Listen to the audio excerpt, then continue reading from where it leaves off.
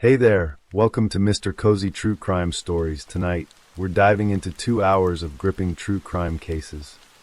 Real stories of mystery, betrayal, and cold-blooded crimes, all set against the soothing backdrop of rain. It's the perfect blend of calm and unsettling. If these cases draw you in, tap that like button, share with your fellow true crime lovers, and subscribe to join our curious community. I'm always wondering, where are you tuning in from? And what time is it for you right now? Drop it in the comments below. Now settle in, and let's dig into the darkness. Story 1. The city of Patras sits on the western coast of Greece, where the Gulf of Patras opens toward the Ionian Sea, and ferries slip out toward Italy under a haze of salt air. It is a city of old stone arcades and modern apartment blocks, of fishmongers shouting over crates of ice each morning, of a rhythm that feels, on the surface, entirely ordinary. It was here, in an unremarkable apartment on an unremarkable street, that a mother named Rula Paspirigu raised 3 daughters, Georgina, Melina, and Irita. And it was here, over the course of 3 winters, that each of those daughters died. For a long time, no one in Patras thought to connect the 3 deaths. Grief, after all, does not always announce itself as suspicious. A child with leukemia dies during treatment. A baby is found unresponsive in her crib. These are tragedies that happen in hospitals and homes across the world every year. And when they happen once, twice, even a 3rd time to the same family, the instinct of most people, doctors included, is not suspicion but sympathy. That instinct, in this case, would prove catastrophically wrong, and it would take the death of the last surviving child, a 9-year-old named Georgina, to finally force open a door that had been quietly closing on the truth for 3 years. This is the story of how that door was forced open, of the mother on the other side of it, and of the 3 small girls whose lives were reduced, in the end, to toxicology reports and courtroom exhibits. The story begins on April 13, 2019, in a children's hospital with a girl named Melina Daskalaki. She was 3.5 years old, a small child with the kind of early-stage leukemia that doctors, with real confidence, described as completely curable. Childhood leukemia diagnoses terrify parents, understandably, but modern medicine has made remarkable progress against exactly this kind of illness. And Melina's doctors saw no reason to believe she would not recover and grow up entirely healthy. And yet, in the hospital, under medical supervision, Melina died. At the time, her death was attributed to complications of her illness, filed away as one more sorrow in the long ledger of pediatric oncology. Her mother, Rula, and her father, Manos Daskalakis, grieved publicly and privately, and the small family, reduced now from 3 daughters to 2, tried to move forward. A few days after Melina's death, her older sister Georgina was admitted to the same hospital, though the record of what brought her there in that moment would only take on its full, chilling significance years later, once investigators began working backward through the family's history rather than forward from a single death. Life continued. 2 years passed. The family had by now a 3rd daughter as well, Irita, born after Melina's death, a baby who arrived into a household still carrying the invisible weight of loss.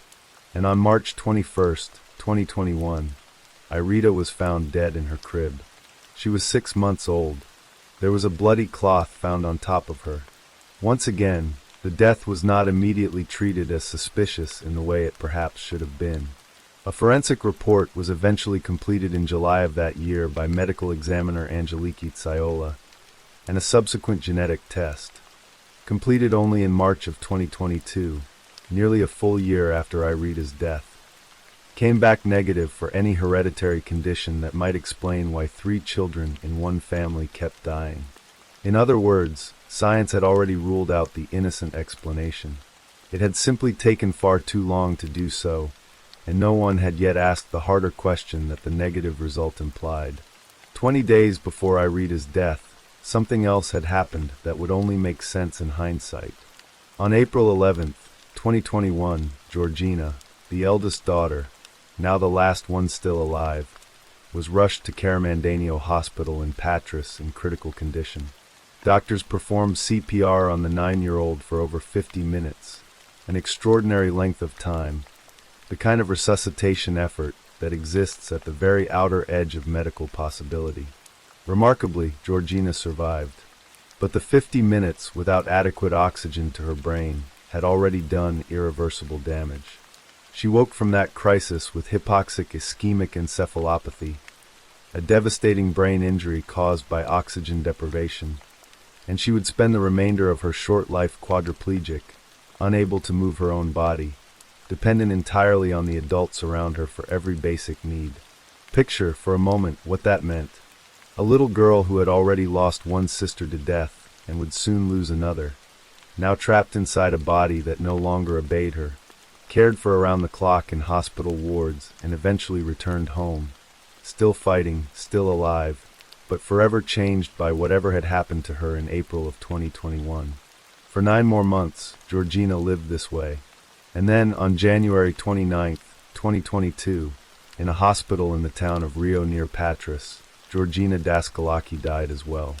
3 daughters, 3 deaths, 3 years.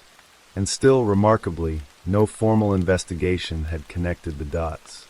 It was Georgina's death that finally changed everything, because unlike her sisters, Georgina's body underwent close medical scrutiny in the days that followed, and something was found that could not be explained by any illness, any accident, or any genetic condition.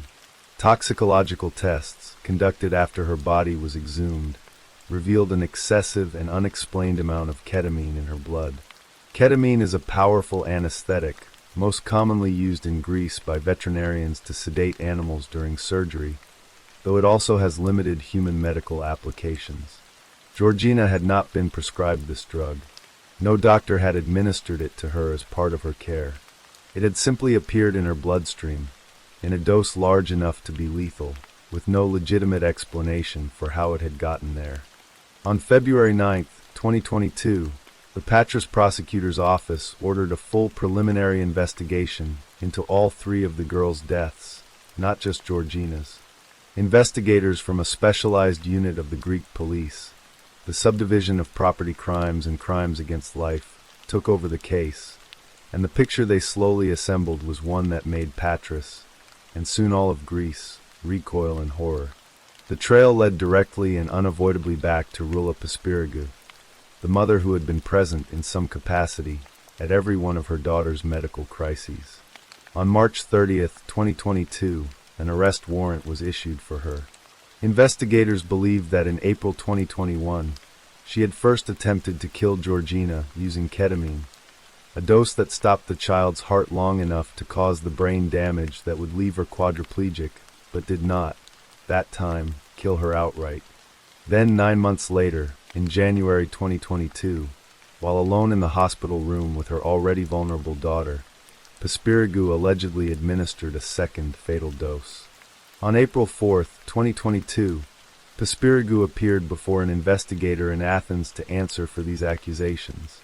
She apologized in the formal legal sense, meaning she gave her official statement in response to the charges, but she did not confess. She denied everything. The investigating magistrate and the prosecutor, weighing the evidence against her, ordered her remanded into custody, and she was transported to Korydallos prison, one of Greece's most notorious high-security facilities, to await trial. What happened next revealed just how deeply this case had wounded the Greek public's sense of trust and safety. When news broke that a mother was suspected of poisoning her own quadriplegic daughter to death, a crowd gathered outside the family's home in Patras. The anger was not abstract or restrained. The house was vandalized. The crowd, in its rage, threatened to lynch relatives of Paspiragou who remained inside the building, people who may have had nothing at all to do with the crimes, but who bore, in that moment, the unbearable weight of shared blood. When Paspiragou was later transported to court, the scene captured by news cameras and witnessed by onlookers was almost medieval in its intensity. She arrived wearing a hood and a bulletproof vest, surrounded by a heavy police escort, because authorities genuinely feared for her physical safety. Crowds gathered outside the courthouse chanted "Death, death" as her vehicle arrived, a level of public fury rarely seen even in high-profile Greek criminal cases. This was a country not merely following a criminal case in the news but reckoning, in real time, with a mother accused of killing not one but three of her own children, one of whom had spent the final months of her life paralyzed and utterly dependent on the very person now accused of ending it. Almost immediately after her arrest for Georgina's death, investigators reopened the files on Melina and Irita. Forensic and histological examinations, the detailed microscopic study of tissue samples, were carried out again, more rigorously this time, by a different team of experts. The conclusions, published on June 20, 2022, were devastating in their implications. Both younger girls, investigators now believed, had died not of natural causes but by suffocation. The original medical examiners, it emerged, had gotten it wrong, or had simply not looked hard enough. All three daughters, spanning ages from 6 months to 9 years old, had very likely been killed by their own mother.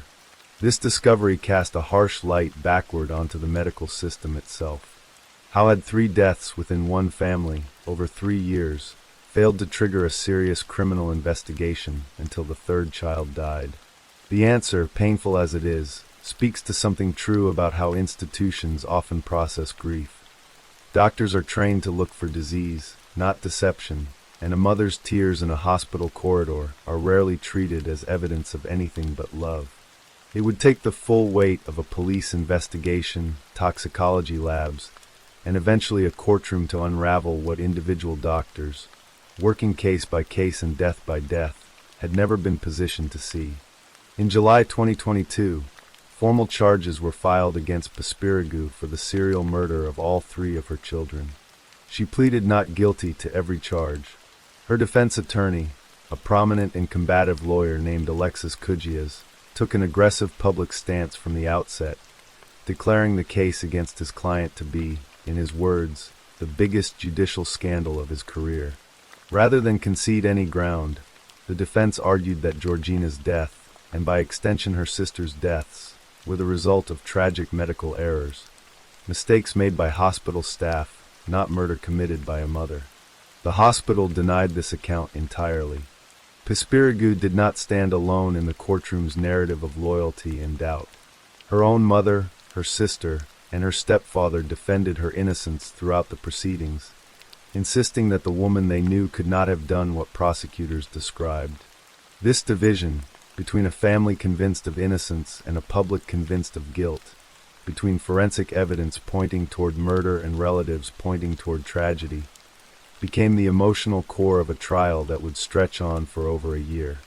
The trial for Georgina's death alone lasted 14 months, an extraordinarily long proceeding by any measure, encompassing 89 separate court sessions and testimony from roughly 60 witnesses.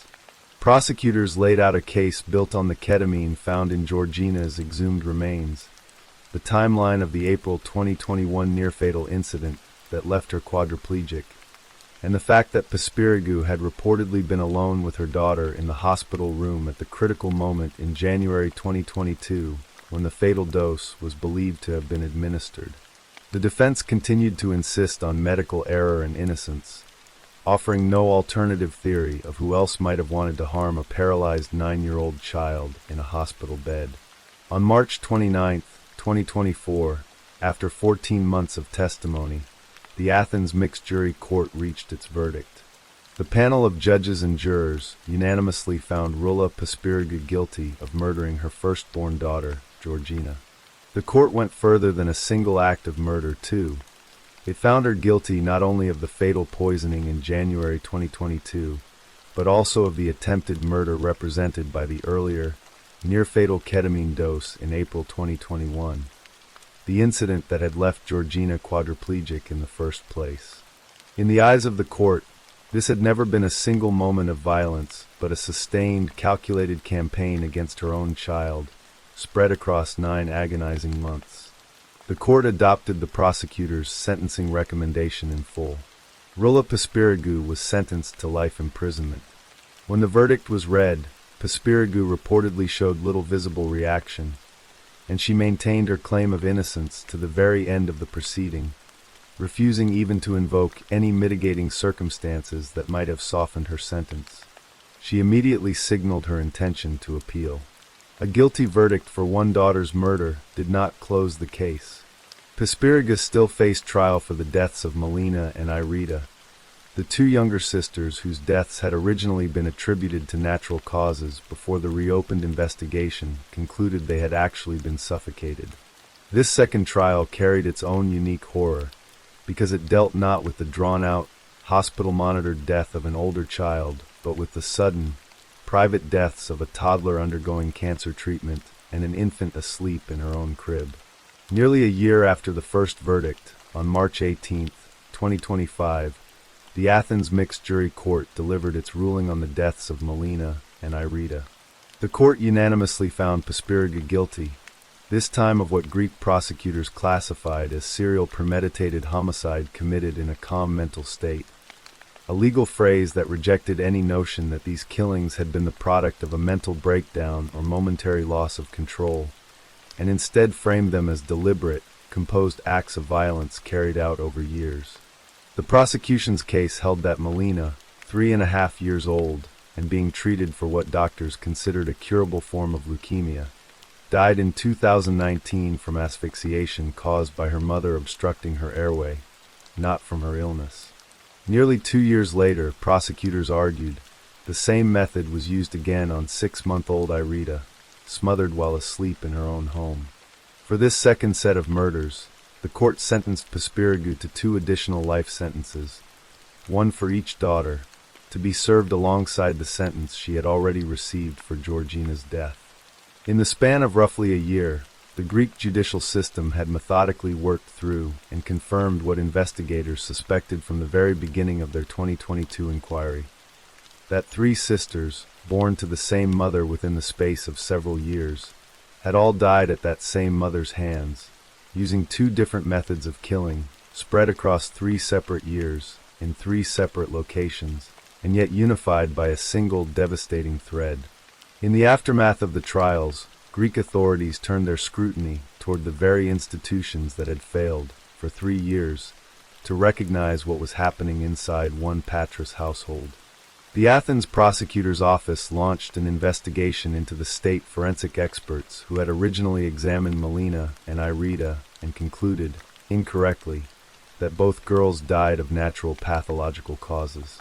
Those experts now faced accusations of perjury, a striking acknowledgement that the system meant to catch exactly this kind of crime had, through error or negligence, allowed a pattern of killing to continue undetected across the deaths of 2 children before the third death finally forced a reckoning. Rula Pispirigu remains in custody, having appealed her convictions, with both verdicts subject to review by a Greek court of appeal. The case has left Greece with uncomfortable questions that extend well beyond one family in Patras, about how hospitals investigate unexplained pediatric deaths, about how long institutional trust in a grieving parent can delay a criminal inquiry, and about how 3 children's lives and deaths went largely unquestioned until there was no 4th child left to protect. What remains most vividly, though, is not the legal architecture of charges and appeals, but the plain, unbearable fact at the center of it. 3 sisters, Georgina, Melina, and Irita, who should have grown up together in that house near the Gulf of Patras and did not.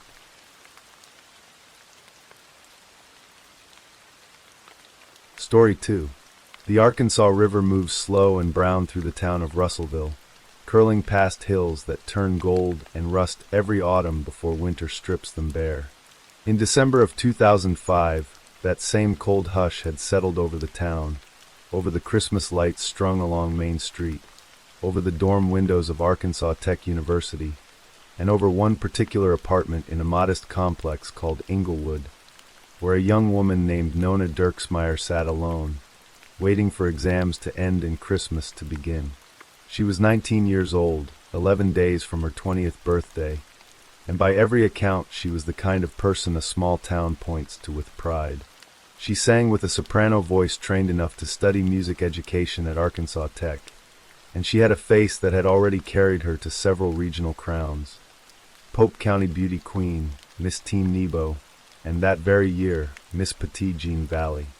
She had even competed for the title of Miss Arkansas, standing on a stage under lights that promised a future far beyond this river town. But Nona wore her crowns for a reason that ran deeper than vanity. As a child, she had endured abuse, and rather than let that wound stay hidden, she turned it into purpose.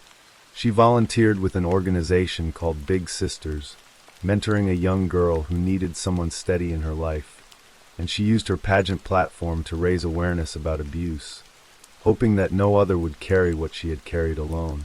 She had grown up in the nearby town of Dover, graduating high school in 2004 before enrolling at Arkansas Tech, 75 miles from Little Rock. When her mother, Carol, remarried a man named Dwayne Dippert, Nona chose to move into her own apartment rather than live under her stepfather's stricter rules, an ordinary teenage assertion of independence. She had a boyfriend, Kevin Jones, her high school sweetheart. They had continued dating even after Kevin transferred from Arkansas Tech to the University of Arkansas in Fayetteville, 90 miles away, a distance that college couples measure not in miles, but in the gaps between visits. December 15, 2005, was supposed to be one of those visits. Kevin had come home for Christmas break and planned to see Nona once she finished her last final exam of the semester. He expected a call. It never came. He sent texts. They went unanswered. As the hours dragged on into evening, that particular unease that comes from silence where there should be noise began to settle over him. Rather than drive over immediately, Kevin, who had plans to attend a party with his mother, Janice, asked a friend, a pizza delivery driver named Ryan Whiteside, to swing by Nona's apartment and check on her. It seemed a small, sensible request, the kind of favor exchanged between friends 1,000 times without consequence. Ryan rang the doorbell. No answer, but Nona's car sat in its usual spot, and light spilled from her windows into the December dark. Ryan called Kevin back, and this time the words carried a different weight. Kevin and his mother made a detour on their way to the party. They pulled into the Inglewood complex, and Kevin pounded on the front door with real urgency now. But the apartment gave him nothing back. No footsteps, no voice, no Nona. He and Ryan circled to the rear, where a sliding glass door faced the small parking lot. It was unlocked. Through the glass, Ryan saw her. Nona lay on the floor, unclothed still. The two men rushed inside. Kevin dropped beside her, calling her name, trying to wake her the way you try to wake someone from an ordinary nightmare, refusing at first to accept that this one had no waking. He performed CPR, pressing his hands against her chest, willing her back. When paramedics arrived minutes later, they took over, working with the practiced urgency of people who have done this before, but there was nothing left to save. Nona Dirksmeyer was pronounced dead at the scene. She had been stabbed and beaten. Kevin would later describe finding her as a nightmare. He could not have known, kneeling on that floor in the worst moment of his life, that it was only the beginning of a much longer one. News like this does not stay contained in a 19-year-old's apartment. It spreads through a college town like cold air through a cracked window. First the friends, then the professors, then the pageant circuit that had watched Nona rise, then the whole of Russellville and Pope County, all asking the same unanswerable question. Who could do this to her? The Russellville Police Department arrived that night to a scene that would later be picked apart in courtroom after courtroom for its glaring deficiencies. Blood was found near the front door and on the Venetian blinds, yet officers concentrated their fingerprinting efforts almost exclusively around Nona's body. The unlocked back door, the most obvious point of a killer's entry or exit, was never fingerprinted. The kitchen floor, which any intruder would have had to cross to escape, was never checked for footprints. It was an investigation led by Mark Frost, a detective handling his first homicide, and the mistakes made in those early hours would haunt the case for the better part of 2 decades. That night, in shock and grief, Kevin agreed to go to the police station and answer questions. He sat for hours, and eventually he was told he could go home. It seemed in that moment like a formality, a grieving boyfriend cooperating fully as anyone would. But something in the investigator's instincts had already begun to shift. Police worked outward first, learning that Nona had been seeing other young men casually in the months since Kevin left for Fayetteville. Each was questioned. Each had an alibi that held up. One by one, they were cleared. And so, following an old and grim statistical truth of homicide investigations, that when a young woman is murdered violently and personally, the person closest to her is most often responsible, detectives turned their full attention back to Kevin Jones. The crime scene, they decided, looked staged. The medical examiner's findings supported the theory of a deeply personal attack.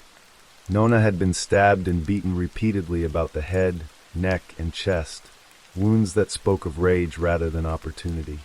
Investigators asked Kevin to take a polygraph test. He agreed. According to the examiner administering it, Kevin failed more dramatically than anyone he had tested in 20 years of law enforcement work. On March 31, 2006, more than 3 months after Nona's death, Kevin Jones was charged with her murder. The prosecution's theory was simple and devastating in its logic. On Nona's kitchen counter, investigators had found a used condom wrapper. Nona had been found nude, though she had not been raped. Prosecutors argued that Kevin, arriving to find evidence his girlfriend had been intimate with someone else, was consumed by jealous fury. In that fury, they said, he grabbed a knife, then finished the act by crushing her skull with a lamp found near her body, a lamp bearing a bloody palm print that matched Kevin's own hand. According to this theory, Kevin then left the apartment, waited hours, and staged his own alibi, the unanswered calls, the concerned texts, the enlisted help of a friend, the dramatic late arrival with his mother. All of it, the state argued, an elaborate performance built atop a murder. It was a narrative that painted grief itself as evidence of guilt, and it is worth pausing on how cruel that inversion can be. The more visibly devastated Kevin appeared, the more suspicious he became in the eyes of the prosecution. But Kevin's defense team dismantled the case piece by piece. An independent polygraph expert found that the questions in his original test had been constructed in a way that all but guaranteed failure. Though polygraph results, damning or not, are inadmissible in an Arkansas courtroom regardless. The bloody palm print on the lamp presumed the murder weapon only because an EMT recalled it lying near Nona's body, was reframed by the defense as something far more human and far less sinister. A man in a state of panic, performing CPR, touching whatever lay in his path without ever registering the contact. Then came the detail that would outlast every trial that followed, the condom wrapper. If Kevin had discovered it and flown into a rage, his lawyers argued, then surely his fingerprints would be on it. They had it tested independently, since the prosecution had not bothered to test it at all. The fingerprints and DNA recovered from that small piece of foil belonged to someone else entirely, a man whose genetic profile matched no one on file at the time. It was in the middle of a case built on emotion and inference, a single hard fact. Someone else had been in that apartment. The defense reinforced its case with the shoddy police work already described, the neglected back door, the unchecked kitchen floor, and closed with an alibi from Kevin's own grandmother, who testified he had been with her in Dover at the time investigators believed Nona was killed. After 8 hours of deliberation, in July 2007, a jury found Kevin Jones not guilty. Some in Russellville exhaled with relief. Others, convinced by the state's theory, believed a guilty man had simply found a gap in the system wide enough to walk through. Kevin left the courtroom cleared in the eyes of the law but marked, permanently, in the eyes of a town that had already decided what it believed. For 2 months, the case sat unsolved, its central mystery, whose DNA was on that wrapper, unanswered.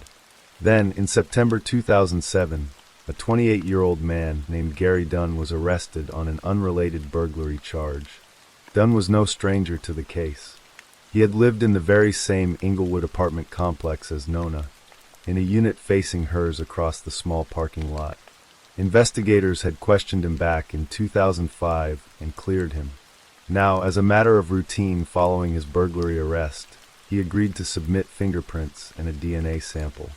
The results, when they came back weeks later, sent a current through the case. The DNA on the condom wrapper suggested, though it could not meet the strict legal threshold of certainty, that it belonged to Dunn. The fingerprints, too, were consistent with his, though again insufficient to be called a definitive match. It was not proof. It was something more fragile and more tantalizing, a strong probability, wrapped in scientific caution. When police pressed him, Dunn offered an alibi. He said he had been shopping with his mother, Martha, on December 15, 2005, the day of the murder. Martha corroborated the story, and the pair even recalled specific items purchased at specific stores. But when investigators pulled the receipts, the dates told a different story. The purchases had been made on December 13th, 2 days before Nona died, not on the day itself. The alibi, so precise moments earlier, had quietly collapsed. A newly appointed special prosecutor decided this was enough. In 2010, nearly 5 years after Nona's death, Gary Dunn was charged with her murder. Dunn's first trial began in April 2010, and it revealed a man with a far darker history than Kevin Jones had ever carried. His former wife, Jennifer, took the stand and described a marriage marked by violence. She testified that in the weeks before Nona's murder, she had caught Dunn lurking outside Nona's door late at night, peering into her bedroom window. The prosecution built a portrait of a man consumed by obsession, someone who, they argued, entered Nona's apartment intending to force himself on her, brought a condom for that purpose, discarded the wrapper, and then killed her without ever completing the assault he had planned. But Dunn's defense proved just as formidable as Kevin's had been. They argued the DNA was only a partial, mixed match, one that could theoretically belong to millions of men, not just their client. They conceded Dunn had lied about shopping with his mother on the day of the murder, but reframed the lie as confusion rather than concealment. Interviewed 2 weeks after the fact, they said Dunn had simply misremembered which day he had gone shopping, and in truth he had been home in his own apartment when Nona was killed. And then, in a maneuver both audacious and effective, Dunn's lawyers turned the courtroom's attention back to a man already acquitted.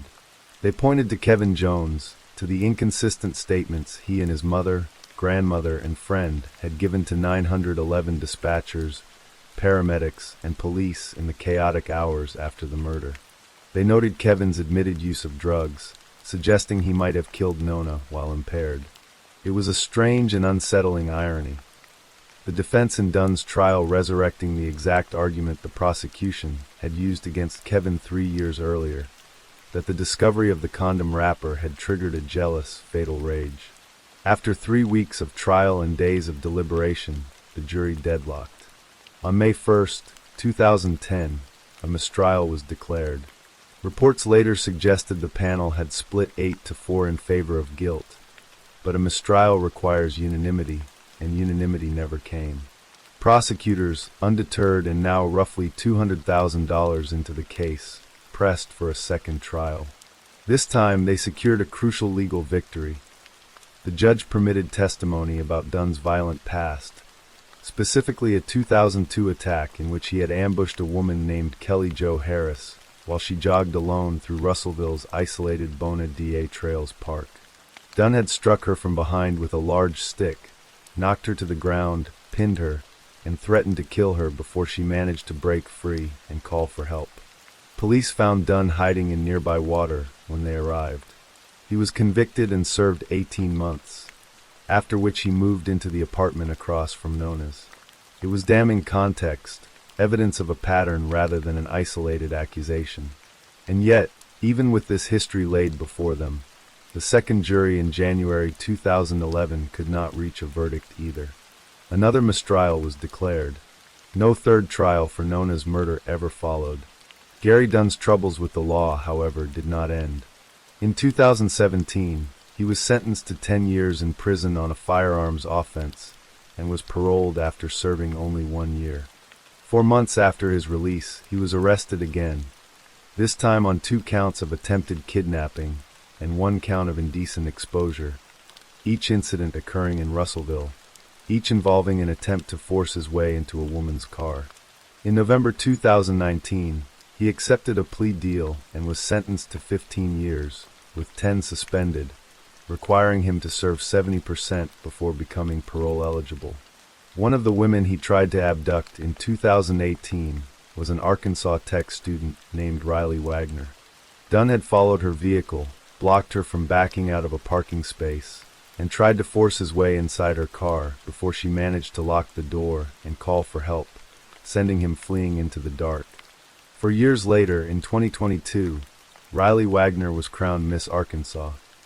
The very title Nona had once competed for herself, an echo across 17 years that no one in Russellville could ignore.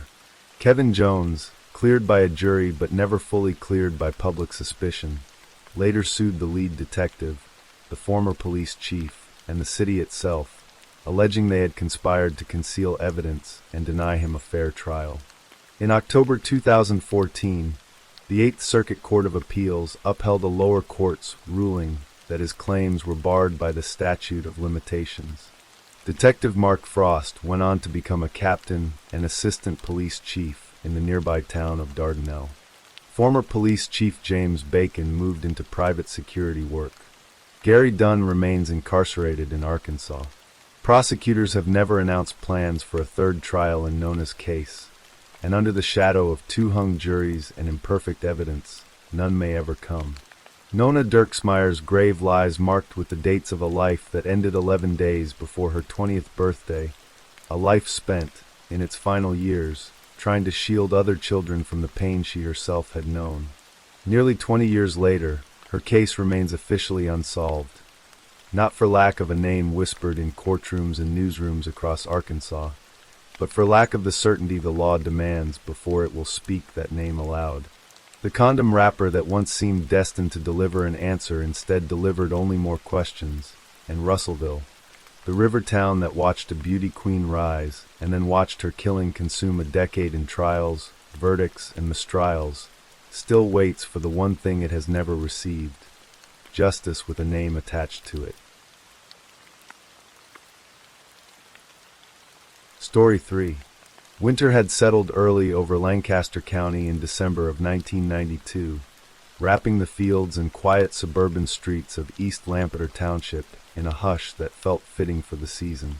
In a modest townhouse on Rothsville Road, 25-year-old Christy Myrick was wrapping presents, folding paper carefully around small gifts for the students she had spent the last several months teaching and adoring. She was a sixth-grade teacher at Rohrerstown Elementary School, the kind of educator children remembered for decades afterward, the kind who gave more of herself to her classroom than anyone ever asked of her. December 21st, 1992, was supposed to be one of the last school days before Christmas break, a day of small parties, restless children, and the particular joy that comes before a holiday. Christy never made it to school that morning. Christy Myrick was young, vibrant, and deeply devoted to the students under her care, the sort of teacher who stayed late, who noticed when a child was struggling, who believed genuinely that her work mattered. She had built a life for herself in Lancaster County, a life full of small routines and quiet contentment. Her townhouse, her classroom, her circle of friends and colleagues who thought of her as reliable, warm, and endlessly kind. There was nothing about her life that suggested danger, nothing that hinted at the violence that was about to visit her home in the early hours of a Monday morning. She had no known enemies, no dramatic conflicts, nothing that police could immediately point to when they began searching for a reason behind what happened next. That morning, when Christy failed to arrive at school, a coworker grew concerned enough to drive to her home to check on her. What that colleague found inside would haunt Lancaster County for the better part of 3 decades. Christy was on the floor of her own living room, having been beaten so severely that she was beaten beyond recognition. She had been physically assaulted, and she had been strangled to death with her own sweater. Nearby, a wooden cutting board that had been used as a weapon during the attack. The violence of the scene was almost incomprehensible against the backdrop of who Christy had been. A gentle, giving young woman whose only crime seemed to be existing in a home that someone else had decided to invade.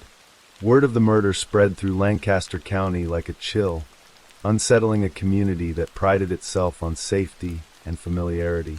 Police descended on the scene, collecting evidence with the methods available to them at the time, including DNA samples left behind by Christie's attacker.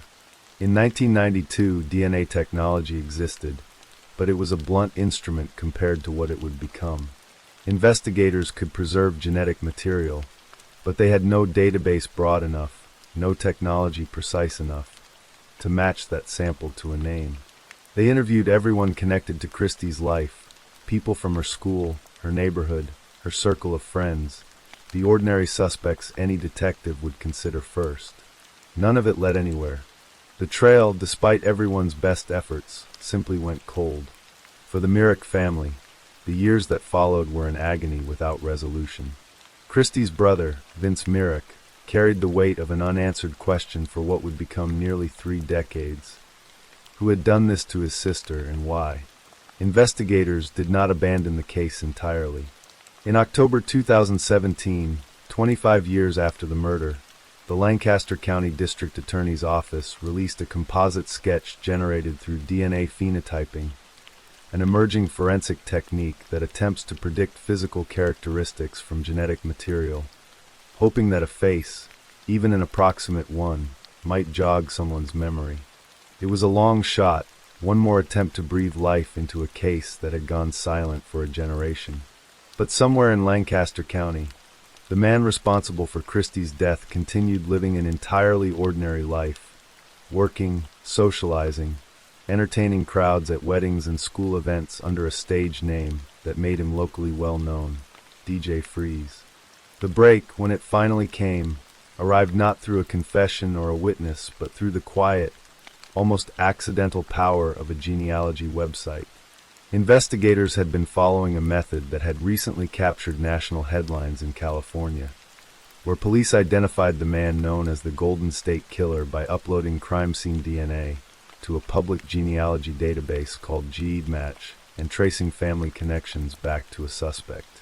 Lancaster County detectives decided to try the same approach with the DNA collected from Christie's murder scene 26 years earlier. When they uploaded the genetic profile, it connected to distant relatives who had voluntarily submitted their own DNA to the site for the purpose of researching family trees, never imagining their genetic information would one day help crack open a decades-old murder. Among those genetic matches was a woman who, unbeknownst to her, was a half-sister to a man named Raymond Rowe. Investigators working with a company called Parabon Nanolabs used genetic genealogy techniques to trace the family connections methodically, narrowing an enormous web of possible relatives down to a single, startling name. Rowe was 50 years old, a well-known figure around Lancaster County under his stage name, DJ Freeze, a wedding and event disc jockey who had spent years entertaining families at celebrations, including, with an irony almost too painful to comprehend, school events not unlike the ones Christie Myrick herself might once have organized for her own students. Parabon's genealogical research designated him a strong, viable suspect, but a genealogical hunch, however compelling, was not enough to make an arrest. Investigators needed something concrete, something scientific and irrefutable, to place Rowe at the scene of a murder that had happened before some of his own DJ clients had even been born.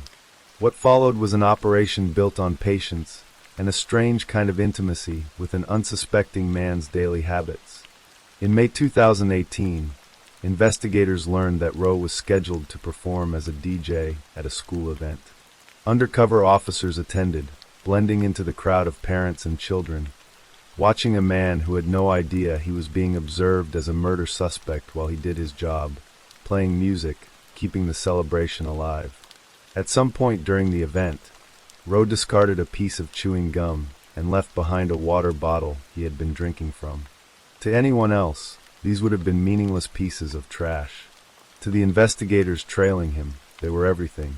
They collected both items carefully and sent them to the Pennsylvania State Police Crime Lab for DNA analysis. The wait that followed must have felt excruciating for everyone involved, from the detectives who had chased this case for years to the Myrick family, who by now had learned not to let themselves hope too easily. But when the results came back, they were unambiguous. The DNA extracted from the gum and the water bottle matched the DNA found on Christie Myrick's body and on the carpet beneath where she had fallen decades earlier. District Attorney Craig Steadman later explained the statistical certainty behind the science in terms almost too large to comprehend. The odds that the DNA belonged to anyone other than Raymond Roe were calculated at 1 in 200 octillion within the Caucasian population, a number followed by 27 to 30 zeros, in a world of just 7.6 billion people. In simpler words, as Steadman put it, it was the defendant. No reasonable statistical possibility left room for doubt. On June 25, 2018, 26 years after Christy Myrick's murder, Raymond Roe was arrested at his home in Lancaster County. He was arraigned that same night and committed to Lancaster County Prison without bail. For a community that had spent decades wondering whether Christy's killer would ever be found, the arrest of a familiar local entertainer, a man many residents had likely hired for their own weddings or community events without ever suspecting a thing, was a revelation almost too strange to fully absorb. Authorities admitted they still did not know why Roe had targeted Christy, or whether the two had ever known each other at all. The motive remained and remains one of the case's most unsettling mysteries. A young teacher, sleeping in her own home, targeted by a man with no clear connection to her life. The path toward justice moved forward slowly and deliberately following Roe's arrest, as prosecutors built their case around the overwhelming DNA evidence and the meticulous forensic work that had led investigators to his door. Roe was expected to face trial in 2019, and the legal proceedings drew intense attention from a community that had waited a generation for this moment. But rather than forcing Christy's family through the ordeal of a lengthy trial, Roe ultimately chose to accept responsibility for what he had done. On January 8, 2019, Raymond Roe stood before a Lancaster County judge and pleaded guilty to first-degree murder, 3 counts of rape by forcible compulsion, and 2 counts of involuntary deviate intercourse.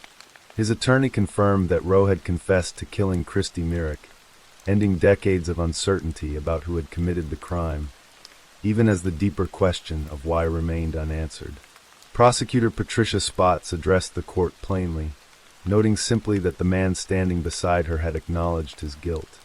As part of the plea agreement, Roe was sentenced to life in prison without the possibility of parole, along with an additional term of 60 to 120 years.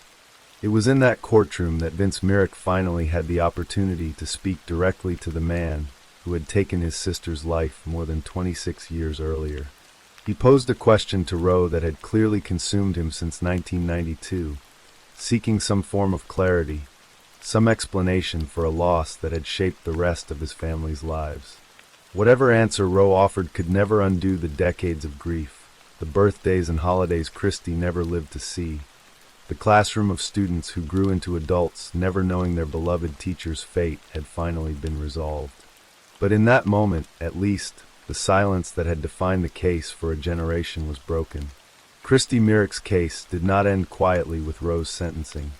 In the years that followed, Roe attempted to challenge his conviction, filing a post-conviction DNA testing petition seeking additional forensic analysis.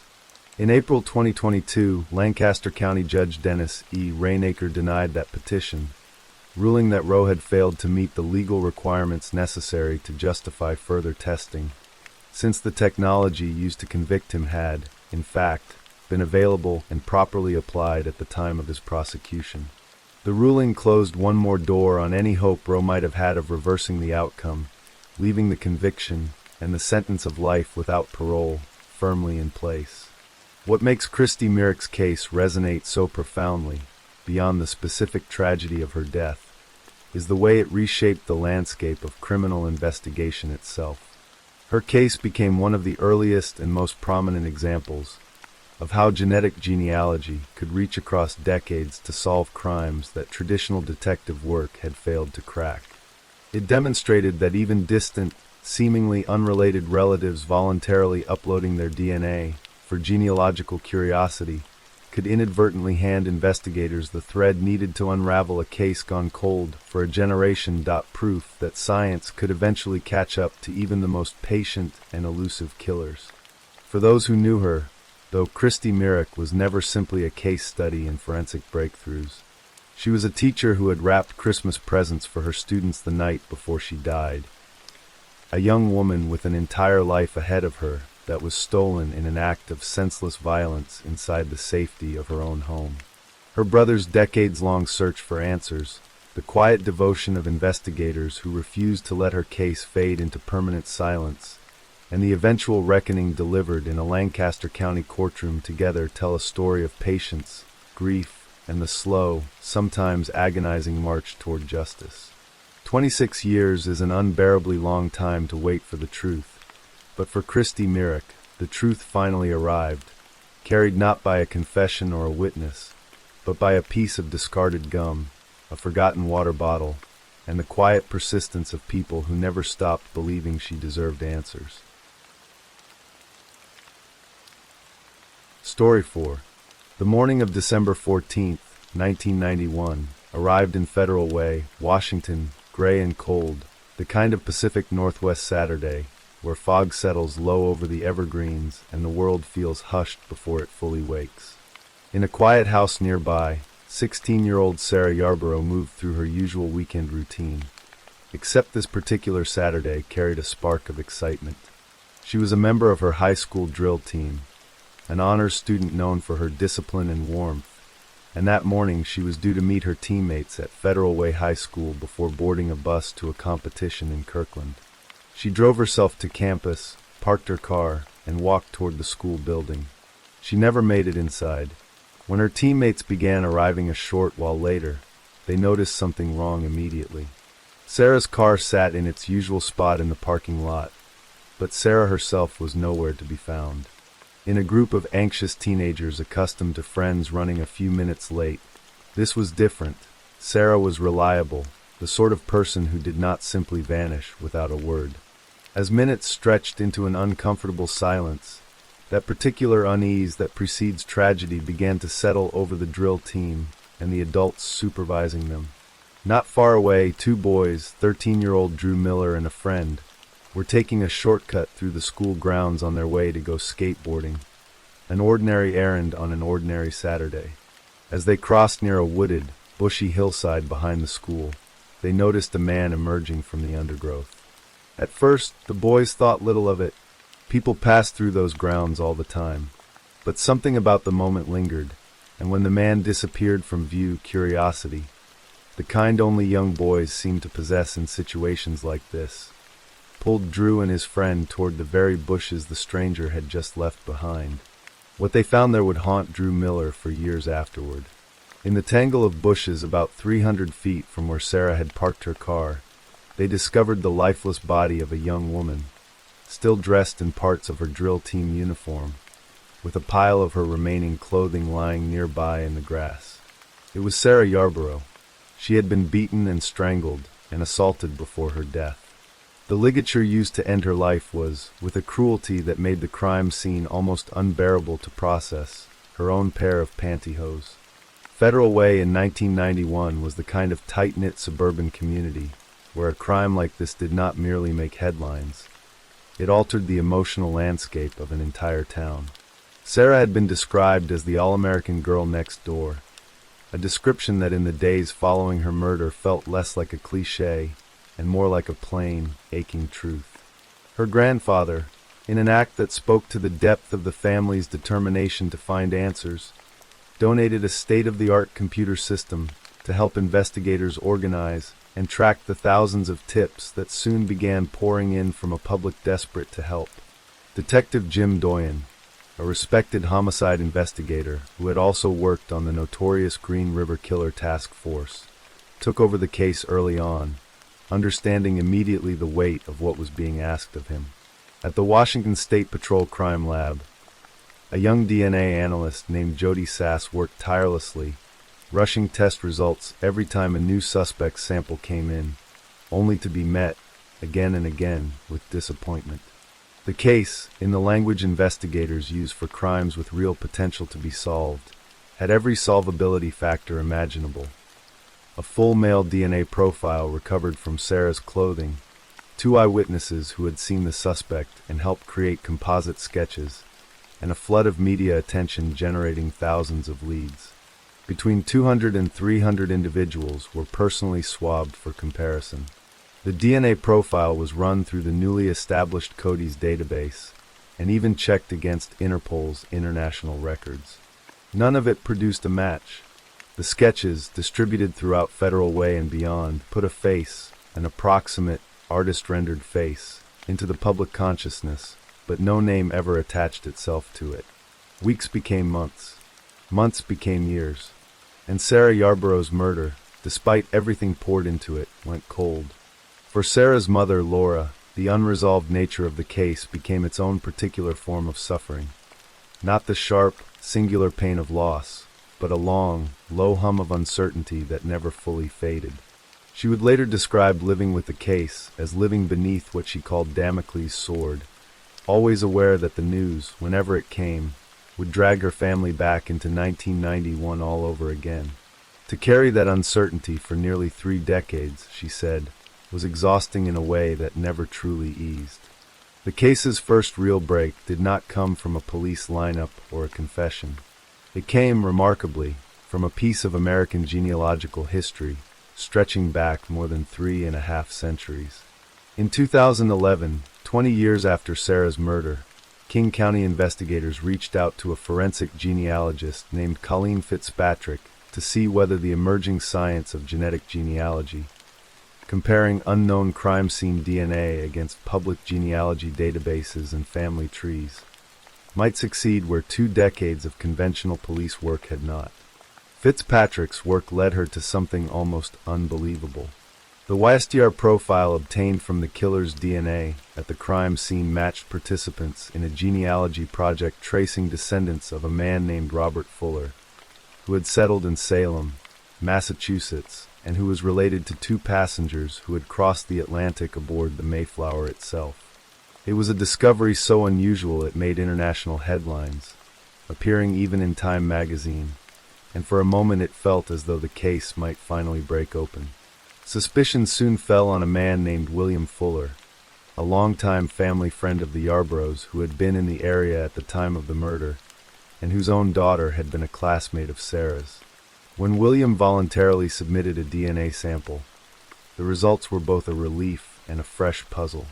He was not the killer, and he was not the killer's father, but his Y chromosome profile matched the crime scene DNA closely enough to indicate he was a paternal cousin of whoever had killed Sarah.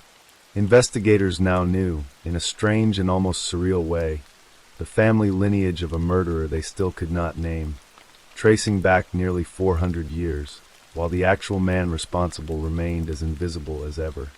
Other men bearing the Fuller surname in the area were investigated. None panned out. The case went cold once more. The years that followed tested the patience and faith of everyone connected to Sarah's memory.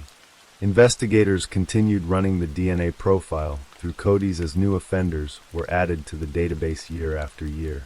Sarah's case remained, in the words of those closest to it, unfinished business, a wound that never fully closed because it never received the one thing that could close it.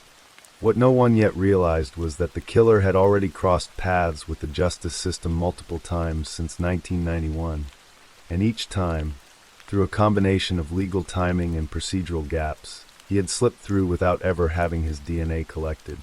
In 1983, years before Sarah's murder, a man named Patrick Nicholas had been convicted of attempted first-degree rape in Benton County, Washington.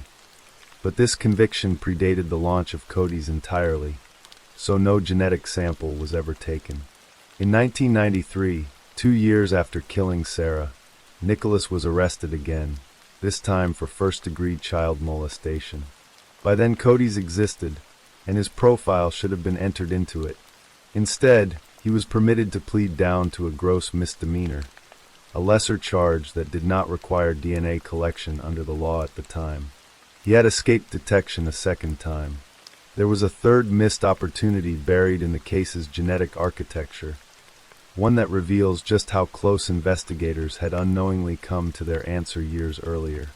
Nicholas's own brother, Edward, had been entered into Cody's following a separate conviction for first-degree rape, and was a registered sex offender.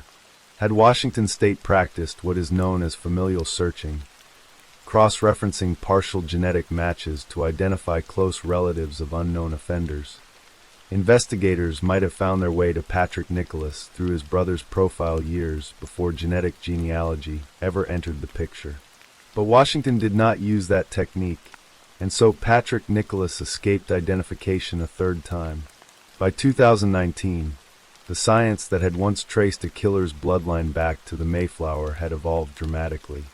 Investigators returned to forensic genetic genealogy, this time using more advanced autosomal SNP testing, a technique capable of identifying much closer relatives than the earlier YSTR analysis ever could. In September 2019, Fitzpatrick's team achieved what nearly 3 decades of investigation had failed to produce. 2 new possible suspects, brothers named Edward and Patrick Nicholas, both descendants of that same Robert Fuller lineage identified back in 2011. Edward's DNA was already sitting in the Cody's database from his own prior conviction, and when investigators checked it against the crime scene profile, it was not a match. Attention turned fully to his brother, Patrick. Detectives dug into his history and discovered a detail that placed him unmistakably within reach of the crime. Around the time of Sarah's murder in 1991, Nicholas had frequently ridden a bus route that passed directly by Federal Way High School. It was the kind of quiet, damning coincidence that turns a name on a genealogy chart into a genuine suspect. To confirm his identity without alerting him, undercover detectives began surveillance, following Nicholas to a laundromat where he stepped outside to smoke. He discarded 2 cigarette butts and a napkin, ordinary litter to anyone else, but to the detectives watching from a distance, these were the first tangible pieces of evidence in 28 years that might finally hold his DNA. The items were carefully collected and rushed to a crime lab. Within days, the results came back, and this time there was no ambiguity, no cousin, no genealogical near-miss. The DNA from the cigarette butts matched the DNA recovered from Sarah Yarborough's clothing in 1991. Patrick Nicholas was arrested in October 2019 at 55 years old, 28 years after he had walked out of a stretch of bushes behind a Federal Way High School and vanished into the ordinary rhythm of a life no one had thought to question. When investigators reviewed his history further, they found he had 5 known assaults in his past, none of which had ever required him to submit a DNA sample under the laws in place at the time. A chain of small legal gaps that had allowed one man to remain free for nearly 3 decades after killing a teenage girl. Patrick Nicholas's trial began in the spring of 2023, more than 31 years after Sarah's death, in a King County courtroom that would finally give her family the reckoning they had waited a generation to see. Prosecutors built their case around the DNA evidence connecting him definitively to the crime scene, alongside a collection of details recovered from his home around the time of his arrest that painted an unsettling portrait of a man who had never fully let go of what he had done. Among the items found was a torn magazine photograph of a woman in a cheerleading outfit, and more chillingly, a newspaper from 1994 whose front page carried an article about the still unsolved Sarah Yarborough case. Evidence, prosecutors suggested, that Nicholas had followed the investigation into his own crime for years afterward. During the trial, jurors were shown Sarah's actual clothing from the night of her murder. Her sweatshirt, her skirt, her socks, even the hair curlers she had been wearing, along with the pair of pantyhose used as the ligature in her strangulation. These were not abstractions on a screen but physical, preserved fragments of a life interrupted, presented now as evidence in a courtroom 3 decades removed from the crime itself. After a day and a half of deliberation, the jury returned its verdict on May 10, 2023. Nicholas was acquitted of premeditated first-degree murder, but found guilty of first-degree felony murder and second-degree murder, with the jury additionally determining that both offenses had been committed with sexual motivation. It was not a clean, singular verdict, but it was, after 28 years of silence, an answer, a name attached, finally and irrevocably, to Sarah's death. 2 weeks later, on May 25, 2023, Patrick Nicholas returned to court for sentencing. Sarah's family and friends stepped forward to speak, describing in raw and personal terms everything that his actions had taken from them across more than 3 decades of grief compounded by uncertainty. The judge presiding over the case delivered a statement that captured the essence of what the trial represented, declaring that there would be accountability, no matter how many years it took. Nicholas was sentenced to nearly 46 years in prison, more precisely 45 years and 8 months, a sentence that, given his age, amounted very likely to the remainder of his natural life. The Sarah Yarborough case carries a significance that extends well beyond the borders of Federal Way, Washington. It stands as the very first cold case in which direct-to-consumer genetic genealogy data was used to generate investigative leads, a pioneering effort in 2011 that, despite not immediately identifying Nicholas, helped establish the techniques and legal groundwork that would eventually solve not just this case, but countless others across the country in the years that followed.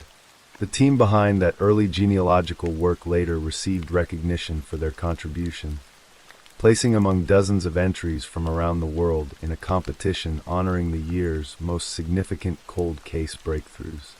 For Laura Yarborough and everyone who had carried the weight of her daughter's unsolved murder for 28 years, the conviction did not erase the decades of waiting, but it finally lifted the sword she had described hanging silently over her family's life since that gray December morning in 1991. Sarah Yarborough, remembered by those who loved her as a young woman who left behind a legacy of warmth and love, is honored today by a memorial plaque that still stands at Federal Way High School, a quiet, permanent reminder that even when justice takes decades to arrive, it can still, eventually, find its way home. Story 5. The vast wilderness of Alaska stretches across nearly 600,000 square miles of mountains, forests, tundra, and coastline, a landscape so immense that it dwarfs most of the continental United States.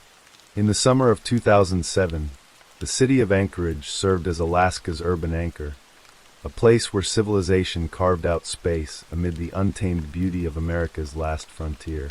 For those who chose to make their lives there, Alaska represented both opportunity and challenge, a place where independence and resilience were not merely virtues but necessities.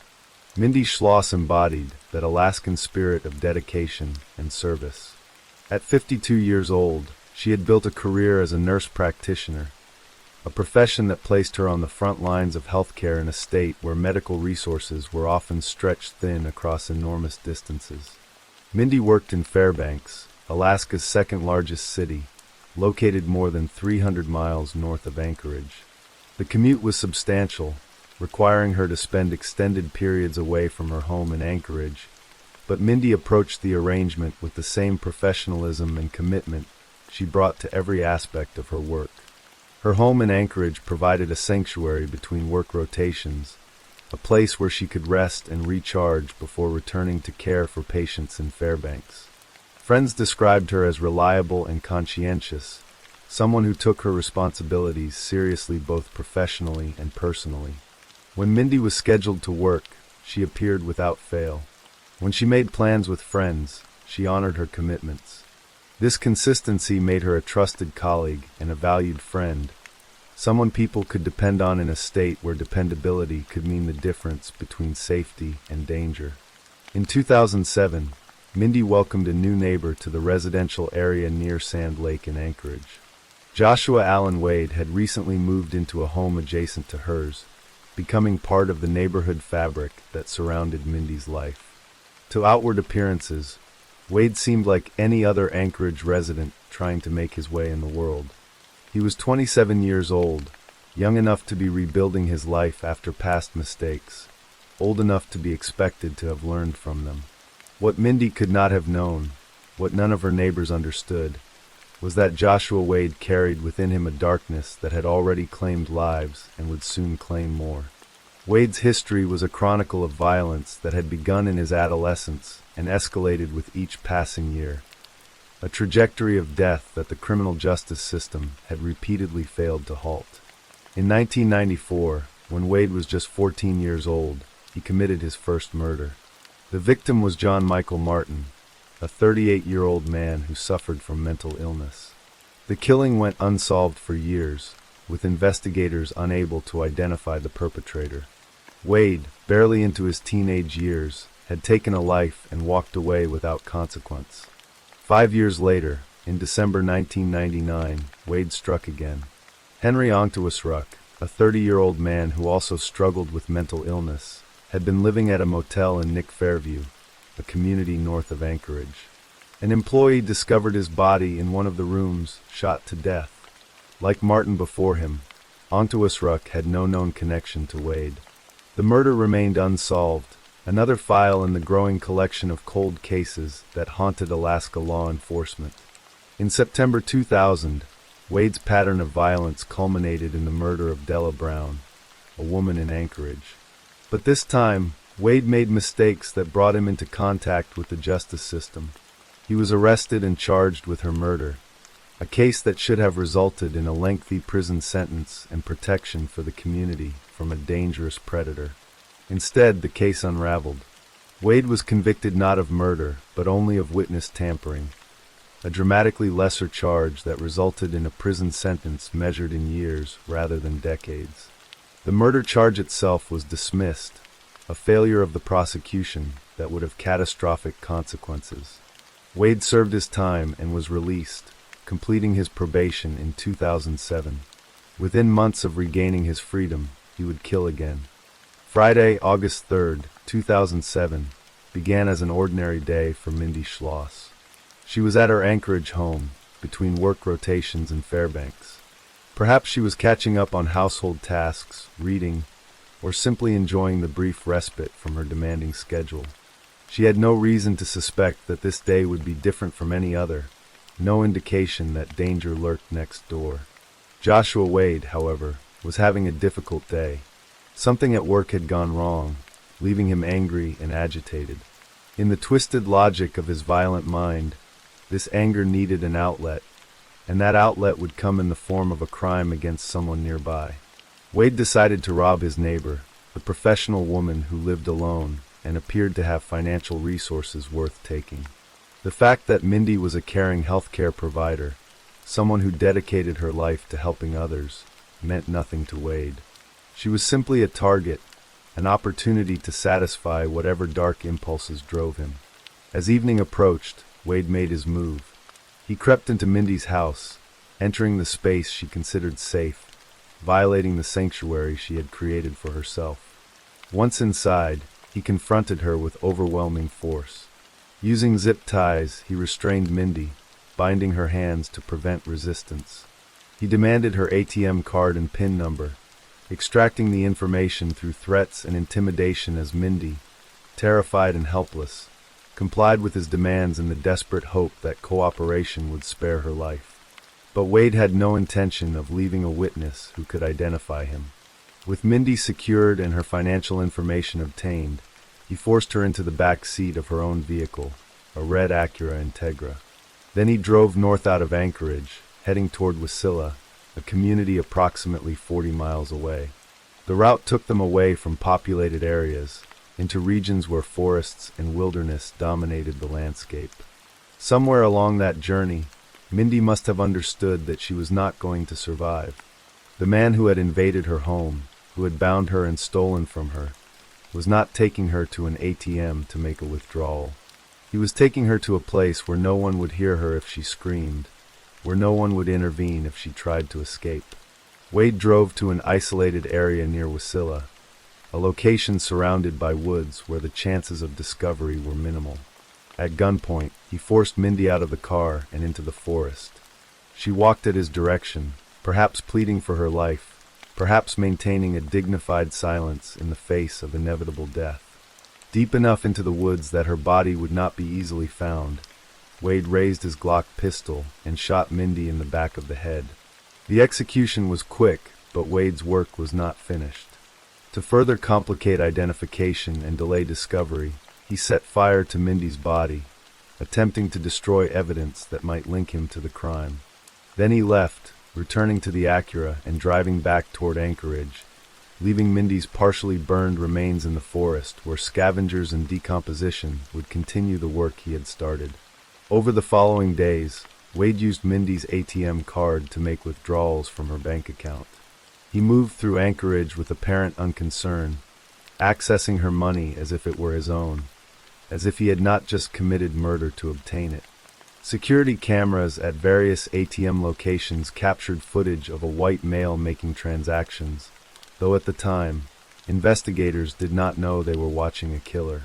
Wade also needed to dispose of Mindy's car. He drove the red Acura to Ted Stevens Anchorage International Airport, where he abandoned it in a location that would eventually be discovered by authorities. Then he returned to his own home, to the life of an ordinary Anchorage resident, carrying the secret of what he had done to the woman who had lived next door. On August 7th, 4 days after Mindy disappeared, one of her friends contacted the Anchorage Police Department with growing concern. Mindy had failed to show up for her scheduled shifts in Fairbanks. She had not returned phone calls or text messages. For someone as reliable and conscientious as Mindy, this silence was profoundly out of character. Something was terribly wrong. Officers responded to Mindy's Anchorage home to conduct a welfare check. They found one of Mindy's friends there, someone who had been house-sitting while Mindy worked in Fairbanks. The friend's distress was immediate and palpable.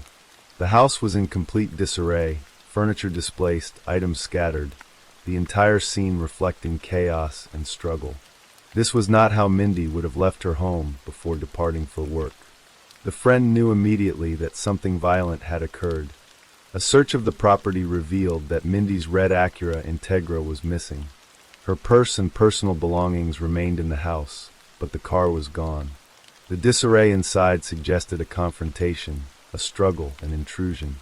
Mindy Schloss was officially designated as a missing person, and the Anchorage Police Department initiated an investigation. Detectives began piecing together Mindy's final known movements. They interviewed friends, colleagues, and neighbors. They reviewed her financial records and discovered something disturbing. Someone had been making ATM withdrawals using her card after she disappeared. The transactions provided a timeline and, crucially, security camera footage that captured images of the person making the withdrawals. The figure on the surveillance tapes was an unidentified white male, his features visible enough to eventually enable identification, but not immediately recognized by investigators. Around the same time, Mindy's abandoned red Acura was located at the airport, left in a parking area where it had sat for days. The vehicle was processed for evidence, and forensic technicians collected DNA samples from surfaces inside the car. But without Mindy herself, without a body to confirm that a murder had occurred, the case remained frustratingly incomplete. Retired Detective Pam Perrenote of the Anchorage Police Department would later reflect on the challenges they faced in those early weeks. Without a confession and without a body, securing a murder conviction would be extremely difficult, even if they identified a suspect.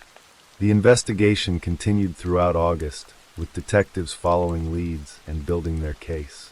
Then on September 13, 2007, more than a month after Mindy disappeared, the breakthrough came from an unexpected source. A municipal worker conducting site surveying work in a wooded area near Wasilla came across human remains. The body was partially burned, decomposed by more than a month of exposure to the elements, but identifiable through forensic analysis as Mindy Schloss. She had been shot in the head. The discovery transformed the investigation from a missing person case into a confirmed homicide. Now detectives had a body, physical evidence of murder that could support criminal charges. Around the same time, the DNA results from Mindy's abandoned car came back from the laboratory. The genetic material recovered from inside the vehicle matched a profile already in the criminal justice system: Joshua Allen Wade. The pieces fell into place with chilling clarity. Wade, Mindy's next-door neighbor, had invaded her home, robbed her, kidnapped her, murdered her, and then used her financial resources as if nothing had happened. When investigators searched Wade's phone, they found a photograph that provided additional evidence: an image of a Glock pistol, the same type of weapon used to kill Mindy. Joshua Wade was arrested and charged with murder. He faced charges in both state and federal court, the federal charges stemming from the carjacking that had been part of his crime spree. Alaska does not have the death penalty, but the federal carjacking charge made Wade eligible for execution under federal law.